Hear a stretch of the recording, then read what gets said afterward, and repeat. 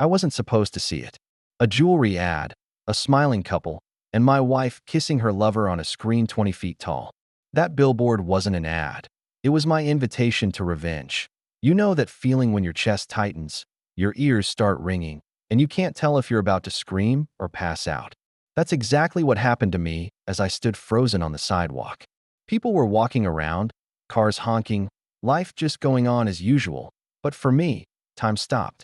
There she was, my wife of 5 years, wearing the necklace I had given her on our anniversary, while pressing her lips against another man's. And not just any man, someone I recognized instantly. Before I dive deeper into this story, if you're into shocking true tales like this one, make sure you hit subscribe so you don't miss the next insane twist. Trust me, you won't want to miss what comes next. Now, back to that billboard. The man holding her was the so-called friend she had introduced to me years ago, an up-and-coming photographer she swore was harmless. He was even at our wedding, snapping pictures, smiling, congratulating me like we were brothers. That same man now had his arms wrapped around her in a way that left no room for interpretation. That I stood there for a long minute, watching the ad loop over and over again. Each time, it felt like someone was twisting a knife deeper into my gut. First the shot of them laughing together, then him brushing her hair back, then the kiss. It was supposed to sell jewelry, but to me, it was selling the truth. My marriage was already dead. That I stumbled into a nearby cafe just to sit down and process what I'd seen. My hands were shaking so badly I could barely hold the coffee cup. At first, I wanted to storm straight home and confront her. I wanted to scream, to throw her lies right in her face. But something stopped me. Maybe it was instinct. Maybe it was the fact that the ad wasn't just some private secret. It was a public campaign. If I lost control, I'd lose the chance to get the full picture. And I wanted the full picture more than anything. So I decided right then. No confrontation, not yet. I would watch. I would listen. I would collect every little breadcrumb until I knew exactly what game they were playing. Because this wasn't just about betrayal. It was about humiliation.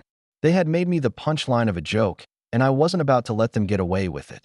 That night, when I got home, I tried to act normal. I sat across from her at the dinner table, watching her talk about her day as if nothing was wrong. My mind kept flashing back to the billboard, her lips on his, that fake laughter. I wanted to grab my phone, pull up the ad, and slam it in front of her face. But instead, I just nodded, smiled, and asked casual questions. So, how's your photography friend doing these days? I asked, trying to keep my tone light. She froze for just half a second, long enough for me to catch it, before answering. Oh, him? Yeah, he's busy with some new projects. Why do you ask? That hesitation was all I needed to confirm what I already suspected. She was hiding something. Later that evening, when she went to take a shower, I quietly picked up her phone. Locked. Always locked. And she had changed the passcode recently. That wasn't normal. She used to be careless about it, leaving it unlocked on the couch. But now, she was guarding it like a vault. I put it back before she noticed. But the message was clear. She was covering her tracks, lying in bed that night. Staring at the ceiling, I made a promise to myself. If they wanted to play games in secret, I would play smarter. I wouldn't just expose them. I would destroy their little fantasy world piece by piece. The billboard was just the beginning. The morning after the billboard discovery, I woke up with a clear mission: get her to talk. I didn't want to fight. I wanted her words, her excuses, her lies. Because the more she spoke, the more mistakes she would make. Over breakfast, I casually brought it up. I saw an ad yesterday, I said, keeping my voice as neutral as possible. It was for that jewelry store downtown. Funny thing, the model looked just like you. She froze for just a second, then laughed. Too quickly. Oh, yeah, that was me, she admitted, brushing it off with a shrug. My friend needed someone last minute, and I agreed. It wasn't a big deal. Not a big deal. That was her explanation for kissing another man in front of the entire city. I stared at her, but she avoided eye contact, poking at her eggs with her fork like a child. So you did it for free? I asked, my tone still calm. Yeah, she said, almost too fast. It was just a favor. He needed someone. It's good for my portfolio, too. You know how these things work. I nodded slowly, hiding my fury. Strange, I said. Because usually models get paid for professional campaigns, right? Her eyes flicked up at me, sharp and defensive.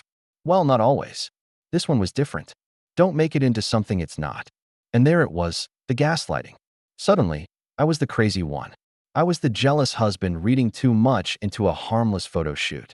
According to her, it was me who was twisting reality, not her who had been wrapped in another man's arms. That I let the silence stretch, watching her squirm. That silence was more powerful than shouting could ever be. She shifted in her seat, crossed her arms, then finally blurted out, "You don't trust me, do you?" I leaned back and forced a smile. "Of course I trust you," I lied. "I just find it strange, that's all. But if you say it was innocent, then it was innocent." Her shoulders relaxed a little, and she went back to eating, clearly relieved. But inside my head, I was screaming. Innocent? No, nothing about what I saw was innocent. Later that day, I noticed she was glued to her phone more than usual.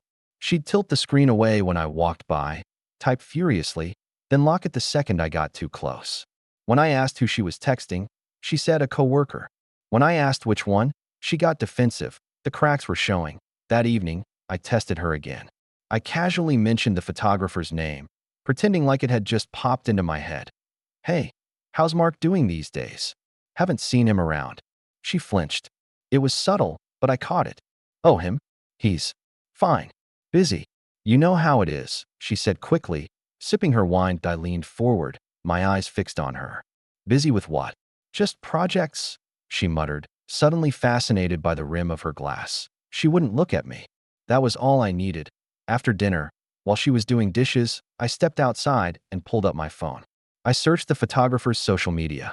Sure enough, there it was, behind-the-scenes clips from the shoot. Shots of her laughing, him adjusting her necklace, his hand lingering just a second too long on her shoulder.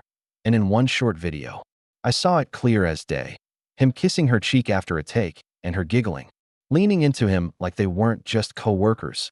They were partners in more ways than one. I saved everything. Screenshots, downloads, every frame of evidence I could gather. But I didn't confront her. Not yet. No. If she wanted to play the role of the innocent wife, I'd let her keep acting. The longer she thought she was fooling me, the sloppier she'd get. That night, when she crawled into bed beside me, pretending to be tired and affectionate, I stared at the ceiling and kept my breathing steady. She had no idea I already knew the truth, and no idea that every word, every action, was just fuel for the fire I was about to unleash. This wasn't going to end with me yelling or begging. It was going to end with her exposed, cornered, and stripped of every excuse she thought she could hide behind. And I was patient enough to wait. The next few days, I played the role of the oblivious husband. I kissed her goodbye in the mornings, asked about her day in the evenings, and even laughed at her stories. On the outside, I was calm and supportive. But inside, I was building a case. Every lie she told was a crack in her mask. Every excuse was another piece of evidence for me. I knew that if I wanted real revenge, it couldn't just be emotional. It had to be undeniable. Cold, hard proof that would leave her and her lover with nowhere to run. I started digging. The first place I checked was social media. Her accounts were squeaky clean, almost too clean. No photos of the shoot, no mentions of her photographer friend, nothing suspicious at first glance. But when I searched his name, that's when things got interesting. His feed was like a shrine to his art. Photo after photo of women he'd worked with, all staged to look romantic, intimate, almost like stolen moments rather than professional modeling. And right in the middle of it all, there she was. My wife. One shot caught my attention more than the others. She was wearing a long red dress, her hand resting on his chest while he leaned in close. It was tagged as behind the scenes. I zoomed in, and my blood ran cold. On her finger was the very same wedding ring I had given her. She hadn't even taken it off. The comments under the post were worse. Random strangers were writing things like, "Perfect couple, so much chemistry, and this is love." And he wasn't denying it. He responded with winking emojis and vague answers, letting people believe they were together. That I scrolled further and noticed something else. Timestamps. The jewelry campaign had gone live only a week ago, but some of his posts with her went back months. Different outfits, different locations, always the same story, too close, too familiar. This wasn't a one-time job. This was ongoing. That night, I sat at my computer and started piecing together a timeline. I took screenshots of every post, every comment, every date. I matched them against the excuses she'd given me over the past year. Business trips, late nights at the office, girls' nights out. Almost every one of them lined up with one of his posts. She thought she was clever. She thought deleting her own photos would cover her tracks. But she couldn't control his arrogance. He was practically bragging online about what they were doing. And then I found something even better. On his Instagram story highlights. Something most people forget stays saved. I found a video clip. It wasn't polished or posed. It was raw, like a casual moment between lovers. He was filming her as she tried on different jewelry pieces, laughing, twirling, acting playful.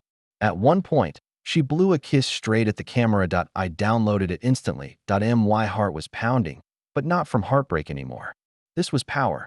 Every clip, every screenshot, every careless slip was building a case I could use. The next day, I tested her again. I casually asked about her late shift last month. She looked me dead in the eye and said she'd been at the office. I smiled and nodded, knowing full well that at that exact time, there was a geotagged photo of her wrapped around him at a rooftop bar. The lies were stacking up like dominoes. And I was the one holding the final piece. But I didn't plan on simply confronting her. No, that would be too easy, too emotional.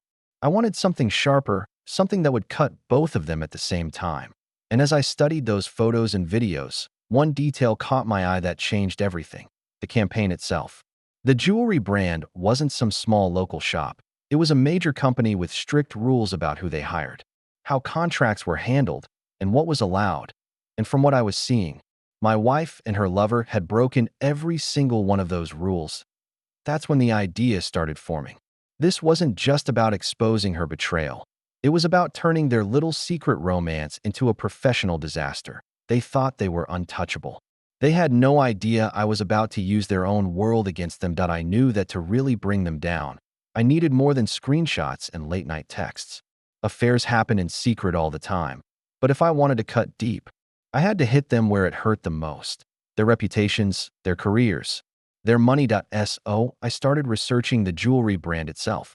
This wasn't some small mom-and-pop store. The campaign that featured my wife and her lover was backed by a high-end brand with corporate offices, contracts, and strict compliance policies. I spent hours digging through press releases, company statements, even old job postings. One thing became clear: they didn't just throw ads together. Every model, every photographer had to sign detailed agreements, rights to the images, exclusivity clauses, financial disclosures. Nothing about it was supposed to be casual or just a favor. And that's exactly what she had told me. It was just a favor. The more I thought about it, the more suspicious it became. If the brand was professional, then why would they risk using unpaid, undocumented work? Why would they allow a photographer to sneak his girlfriend into a major ad campaign? Unless, of course, the brand had no idea. That night, while she slept beside me, I combed through online forums where models and photographers discussed contracts. I learned that even for small campaigns, paperwork was essential: liability, payment, usage rights. Without them, the company was exposed to lawsuits. And companies like this didn't tolerate exposure. I opened my laptop and started a folder I named Case File. Inside, I organized everything: screenshots of their behind-the-scenes posts, videos where he was too handsy for it to be professional, timestamps that lined up with her work trips, and most importantly, examples of the brand's own policy language that directly contradicted what she had told me. By 3 a.m., I had already built a small arsenal. And with every click, I felt calmer. This wasn't about screaming or throwing plates. This was about precision. The next day, while she was in the shower, I pretended to scroll through my phone at the kitchen table, but I was really studying the campaign's official website. There was a whole press release about the ad. The photographer's name was listed, but not hers. That struck me immediately. Why wouldn't they list the model? Normally, brands flaunted their talent, gave them credit, sometimes even interviews. But here, she was invisible, almost as if she wasn't part of it officially. That's when I realized he must have slipped her in under the radar. He used his position as the photographer to sneak her into the campaign without going through the proper channels. It all clicked. She wasn't just cheating on me. Together, they were cheating the company. And if the company found out, contracts would be shredded, payments canceled, lawsuits flying, careers ruined. I leaned back in my chair and smiled for the first time in weeks. But I needed proof, not just theories. So I dug deeper. Through a friend who worked in marketing, I managed to get my hands on a sample contract from the same brand. The language was crystal clear. All models must be approved by the company. Relationships between staff and hired talent must be disclosed. All participants must be paid through official invoices. She had broken every rule. And so had he. That evening, I watched her get ready for bed. She was humming to herself, completely unaware that her little favor had already started unraveling. I asked casually, "So, did you ever sign a contract for that ad?" She frowned for half a second before shaking her head. "No, like I said, it wasn't official. Just helping out." I nodded, pretending to accept it, but inside I was grinning. She had no idea she'd just handed me the rope I needed to hang both her and her lover in one move. That moment, I made my decision. I wasn't just going to expose her affair. I was going to expose their scam. The next step would be making contact with the brand itself, anonymously, of course. But not yet. First, I wanted them to feel safe. I wanted them to keep lying, keep leaving cracks in their story. The more rope they gave me, the tighter the noose would be when I finally pulled it. And when that day came, it wouldn't just be me watching them fall. The whole company would be watching too. To be why the time the weekend rolled around, my folder of evidence was thick enough to sink a career. Screenshots, videos, timelines, contracts, it was all there. But evidence meant nothing if I kept it locked away. I needed to put it into the right hands. And that meant going straight to the source, the agency behind the campaign. Of course, I couldn't just send them an angry email as the betrayed husband. That would make it personal, emotional, and too easy for them to ignore. No, this had to look professional. Cold. Detached. Like an insider whistleblower, not a bitter spouse. So I created a brand new email account. No personal information, no way to trace it back to me. I even used a VPN just in case. I typed slowly, carefully, rewriting every line until it sounded perfect. To whom it may concern, I am reaching out anonymously regarding potential violations in your current jewelry campaign. It appears one of your contracted photographers has used his position to insert an unapproved model, his romantic partner, into your advertising materials. I have documentation that includes behind-the-scenes footage, social media posts, and confirmation that no official contracts were signed on her behalf. Please review before this develops into a compliance scandal. I attached a few carefully chosen files. Not everything, just enough to pique their interest. A screenshot of her in his arms, a clip of her blowing a kiss into his camera, and a side-by-side of the official brand policy versus her own admission of no contract. I ended it with a single line. If you would like the full file, contact me for details. My finger hovered over the send button. Once I clicked, there was no turning back. I wasn't just playing detective anymore. I was declaring war. I clicked. The email vanished into cyberspace, and I sat back, heart pounding. For the next 2 days, I heard nothing.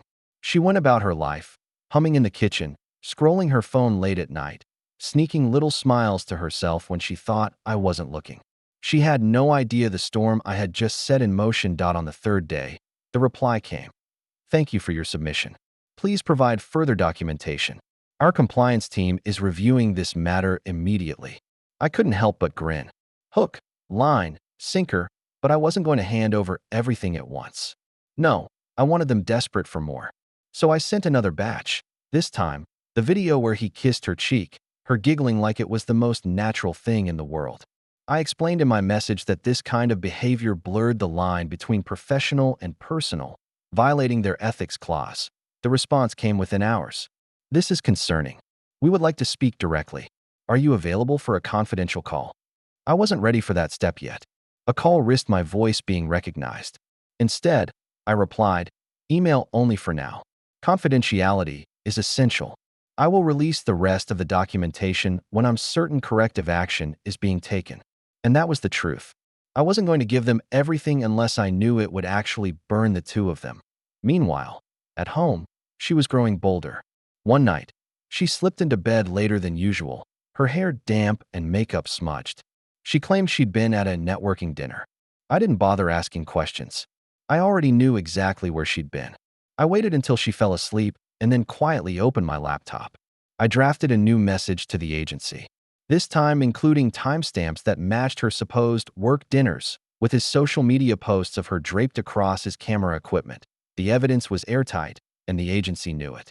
Their tone shifted with every reply, becoming sharper, more urgent. They weren't just curious anymore. They were worried. That's when I realized I wasn't just exposing an affair. I was holding a corporation's reputation in my hands. They needed me as much as I needed them. And if I played this right, I could make sure her betrayal cost them both more than they ever imagined. The agency was biting hard, but I knew I couldn't rely only on their investigation. If I really wanted to corner them, I needed something indisputable, something straight from the source that I needed the photographer to confess. Not directly to me, of course. That would never happen. But if I could trick him into putting the truth in writing, I'd have a weapon no one could argue with. So I came up with a plan. Through a mutual acquaintance, someone who owed me a favor, I spread a rumor that a competitor brand was interested in acquiring some of his edgier work, the kind of intimate, boundary-pushing shots he was already posting of my wife. Supposedly, they wanted something exclusive, and they were willing to pay big money for it. The bait was irresistible. Sure enough, within days, I saw him posting cryptic little teasers on his socials, hinting at new deals, talking about a project close to his heart. He was trying to look mysterious, but I knew exactly what he was bragging about. The next step was direct contact. Using a burner email under the guise of a talent scout, I reached out. We're interested in licensing some of your content, specifically the jewelry campaign you shot recently. We're aware this may not have been officially contracted, which makes it more appealing for our private collection campaign. Would you be open to sharing details of the arrangement? I waited. Hours passed. Then the reply came. Yes, I handled that campaign personally. The model wasn't under contract. It was more of a personal collaboration. She agreed to participate for free. That's why I own the rights.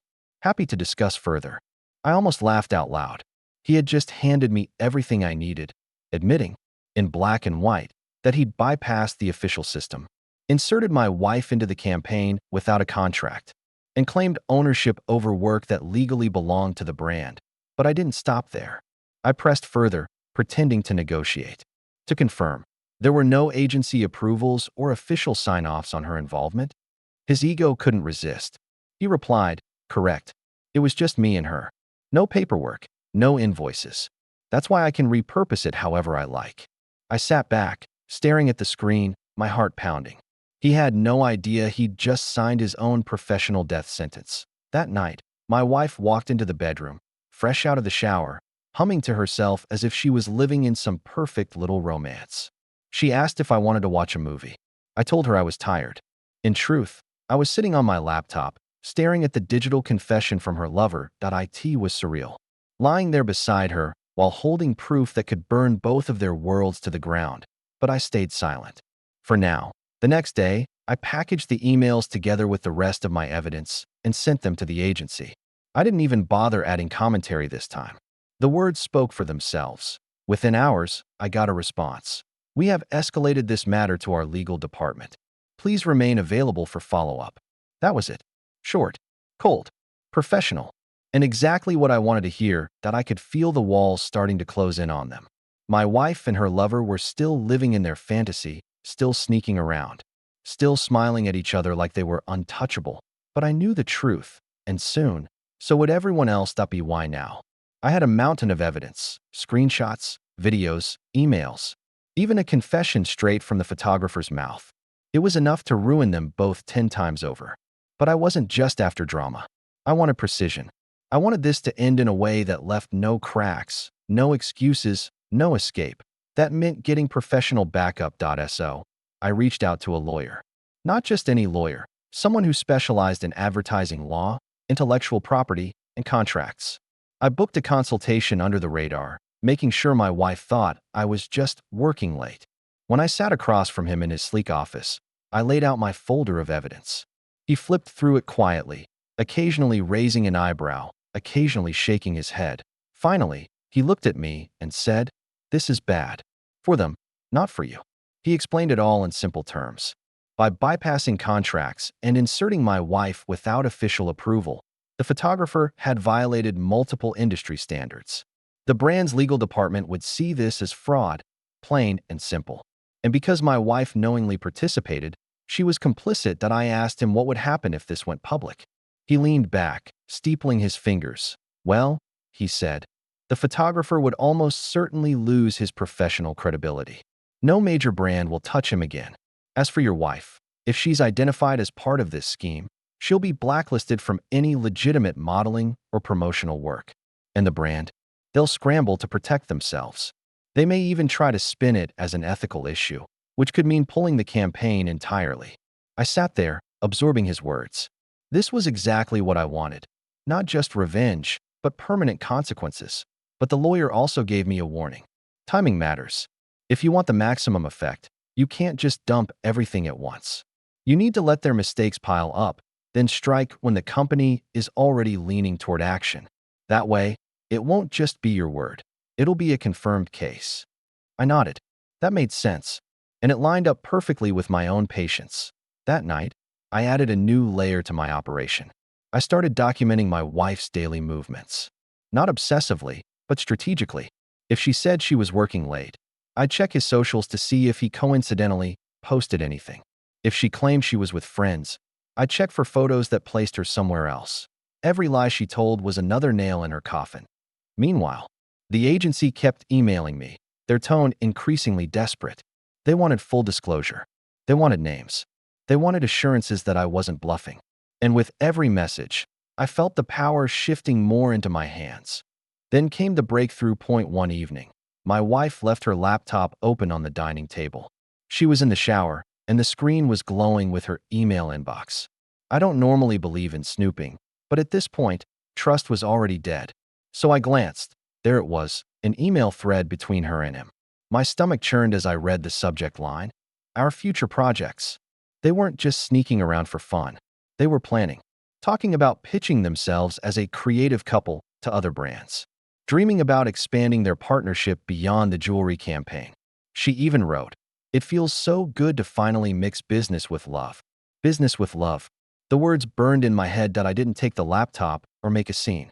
Instead, I snapped photos of the screen with my phone, careful to capture the timestamps and headers. This wasn't just personal betrayal anymore. This was a full-blown conspiracy. That night, lying in bed beside her while she slept peacefully, I made my final decision. I was going to drop everything at once. The brand, the agency, the legal department, they would all get the full case file. And when it landed, it wouldn't just be a warning. It would be a bomb. But before I sent it, I wanted one last layer of insurance that I told my lawyer. When I send the file, I want it backed with a legal statement. I want them to know I'm prepared to testify if necessary. He smiled. You're not just going to expose them. You're going to bury them. Exactly. And as I walked out of his office that night, briefcase full of carefully organized evidence, I felt a calmness settle over me. For the first time since the Billboard, I wasn't just reacting. I was controlling the story. The trap was ready. All that remained was to spring it. For weeks I had stayed quiet, patient, collecting piece after piece of proof. But there comes a moment when silence feels heavier than words, when holding back becomes unbearable. That moment came on a rainy Thursday night, when she walked through the door with that smug, tired smile that I'd come to despise. She tossed her coat on the chair, humming like she had nothing to hide, then leaned down to kiss me on the cheek. I didn't move. I just looked at her. What? She asked, laughing nervously that I slid the folder across the table.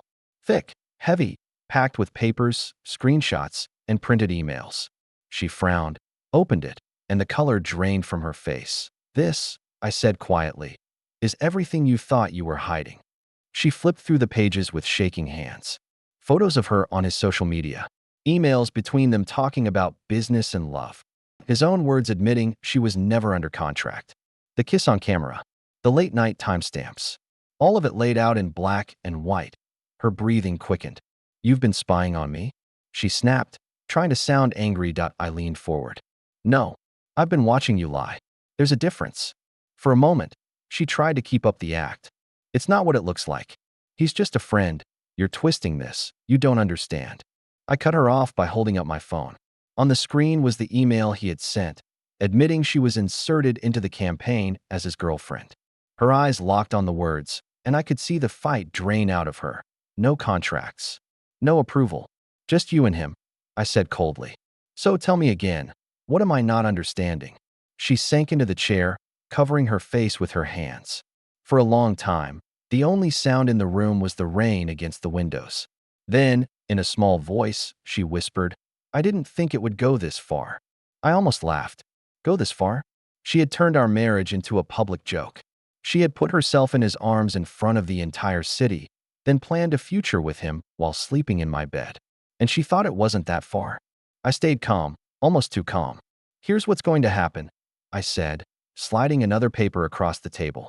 It was a draft of a separation agreement my lawyer had prepared. "You're going to sign this. We'll handle things quietly. No drama. No scandals. But if you refuse," I tapped the folder, "this goes public. To your friends, to your family, and more importantly, to the company you've embarrassed." She looked up at me, eyes wide, desperate. "Please, don't ruin me. Don't ruin us." "There is no us," I said flatly. Her lips trembled, like she wanted to beg, but she saw in my face that it was useless. I wasn't angry anymore. I wasn't shouting. I wasn't even hurt. I was done, and that terrified her more than rage ever could. She pushed the papers back across the table. "I need time." "You don't have time," I replied. "You have tonight. Decide if you want this to end quietly or in flames." She sat there, staring at me, torn between pride and fear. I stood up, leaving her alone with the evidence, and went to bed. For the first time in weeks, I slept soundly, because no matter what she chose, I had already won, and soon, her lover would feel the same weight pressing down on him. The day of the meeting felt like a courtroom trial, even though it was just a conference room inside the agency's downtown office. I had been invited after weeks of anonymous exchanges, and when I walked through those glass doors, I was no longer just a silent informant. I was the man pulling the strings. The agency's compliance officer sat at the head of the table, flanked by two brand representatives in suits. Their faces were polite but tense, the kind of expressions people wear when they know bad news is about to cost them money. I set down my folder and laptop. "Everything you need is in here," I said calmly. They didn't waste time. Within minutes, the screen on the wall displayed side-by-side comparisons, the official campaign stills versus the behind-the-scenes photos from his socials. A professional kiss meant to sell diamonds, right next to a sloppy cheek kiss caught on video. Contracts from past campaigns with proper signatures, contrasted with her email admitting, no paperwork, just helping him out. And then, the crown jewel, the photographer's own email confession that he had inserted his lover into the campaign without approval. The silence in that room was deafening. Finally, the compliance officer exhaled and said, "This is catastrophic." One of the brand reps shook his head.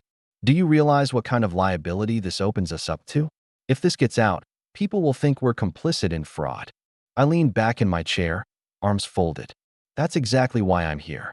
I don't want to see your company go down for their mistakes. I just want accountability for both of them." They exchanged glances. One of them asked carefully, "And what exactly are you asking for?" I smiled, because I'd rehearsed this moment 100 times. "I don't want money. I don't want publicity. All I want is for this photographer to never work with your brand again. And for her," I slid a photo of my wife across the table, "to be removed from every ad she's been slipped into." The rep nodded slowly. "That can be arranged." The compliance officer added, "We'll need to issue a formal termination and possibly pursue legal action against him." As for her, she was never officially contracted. That makes this easier. She'll be erased. Erased.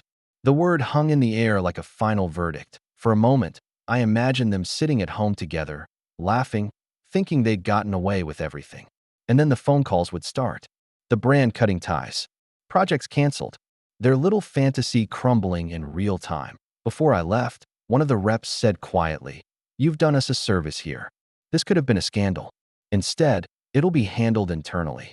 I walked out into the crisp evening air, lighter than I'd felt in months. That night, while my wife cooked dinner like nothing was wrong, her phone buzzed on the counter.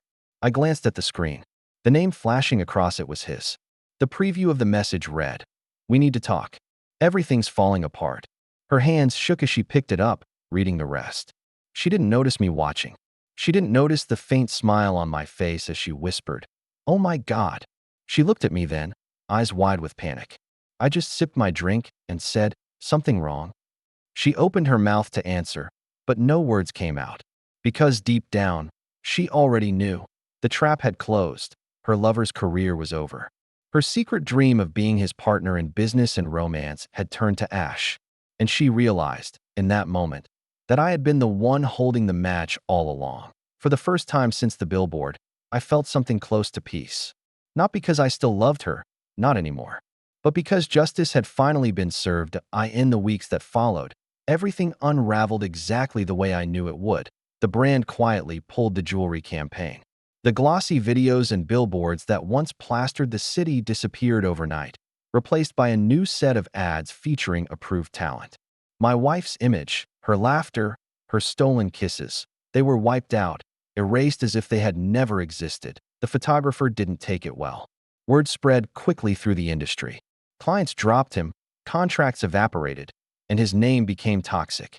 In the world of advertising, reputation is everything, and his was gone. One arrogant mistake, thinking he could sneak his girlfriend into a major campaign, had destroyed years of work. As for my wife, the silence between us became unbearable. She tried at first to salvage it, promising change, begging for forgiveness, but her words felt empty. Too much damage had been done.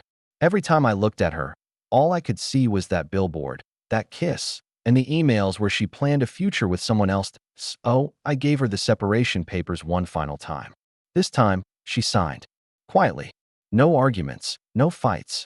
Just the scratching of a pen on paper and the sound of something breaking for good. And you know what? I didn't feel sadness anymore. I felt relief that I moved out, found my own place, and focused on myself again. I poured my energy into my career, my health, and rebuilding the parts of my life she had drained. Friends who hadn't seen me in months started commenting on how different I looked. Stronger, lighter, freer. For the first time in years, I wasn't living in the shadow of her lies. I wasn't checking her phone, wondering about her late nights, questioning every word. I was living for me. One evening, I walked past that same jewelry store where it all began. The new billboard was up, featuring a different couple I didn't recognize. I stopped, looked up at it, and smiled. Not because of what I lost, but because of what I had gained: clarity, freedom, and the knowledge that I hadn't let myself be made a fool. I didn't scream. I didn't break down. I played the long game, and in the end, I won. Now let me ask you, do you think I did the right thing? What would you have done in my place? And if you want to hear more insane real-life stories like this one, don't forget to hit that subscribe button, give this video a like, and drop a comment down below. I've got plenty more stories you won't want to miss.